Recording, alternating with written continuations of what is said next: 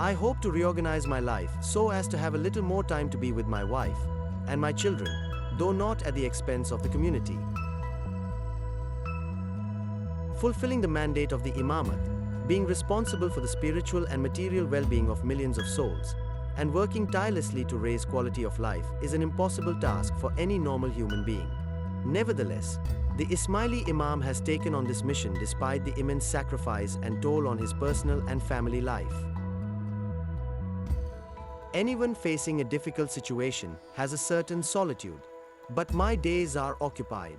I have no time to think about myself. I have moments of fatigue, of worry, but without having the feeling of abandonment. I am engaged. I have to weigh, reflect, seek to make a wise decision. But with my advisors, I escape isolation. Responsibility is a burden which we love. I received from my grandfather heavy responsibilities, but they are not weighty. It is not a burden. It is a pleasure to devote oneself to such a community, to work for people. Responsibilities are a burden we love to bear. My social life is practically non-existent. As an owner of racehorses, I can be in the galleries of the day Prix de l'Arc de Triomphe, is all. In the summer, I can be on the beach in Sardinia, but practically all my time is devoted to the Ismailis in Sardinia.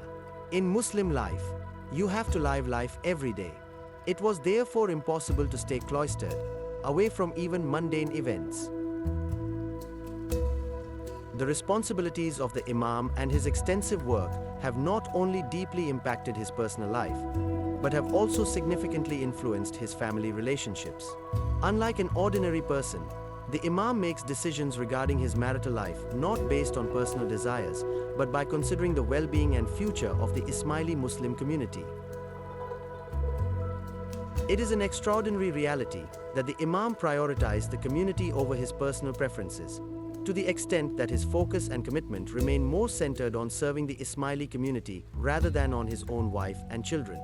His personality, principles, and way of life teach us that his responsibility is not limited to being a spiritual leader alone, but he is also constantly striving for the social, economic, and educational development of his followers.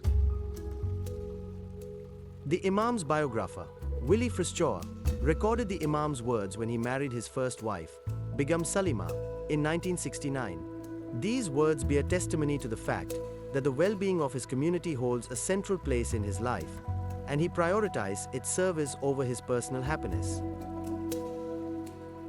I would not marry a woman who I did not believe could help me. I hope to reorganize my life so as to have a little more time to be with my wife and my children, though not at the expense of the community. In a detailed interview given 10 years after his first marriage, the Imam sincerely explained how his spiritual and material responsibilities impact his personal life. He clarified that as an Imam, his foremost priority has always been the well-being of the Ismaili community, and he remains constantly engaged in this mission. These extraordinary responsibilities prevent him from spending as much time with his wife and children as a typical husband and father would. However, despite all these sacrifices, his ultimate goal has always been the progress, prosperity, and spiritual and material well-being of his community, for which he is willing to set aside his personal desires and moments. Interviewer: You have told me very little about your family. Aga Khan: The burden of work and travel is very severe. So although I am extremely fortunate to have a wonderful wife and children, I can't spend as much time with them as I wish. But I hope to have more time for my family later on. Interviewer: He said exactly the same on the eve of his wedding 10 years ago.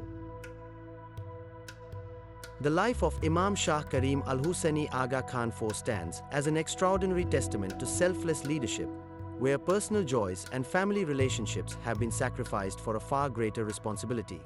He is not just a spiritual leader, he is a guiding light, illuminating the lives of millions. For any ordinary individual, such a burden would be unbearable, yet the Imam has embraced it with love, dedication, and sacrifice. Imam Shah Karim al-Husayni Aga Khan IV's life teaches us that true leadership is not about power or position, but about sacrifice, love, and selfless service. He put aside his own desires, his personal joys, and even his family life to dedicate himself entirely to the well-being of his people. Though he is no longer among us, his light will never fade.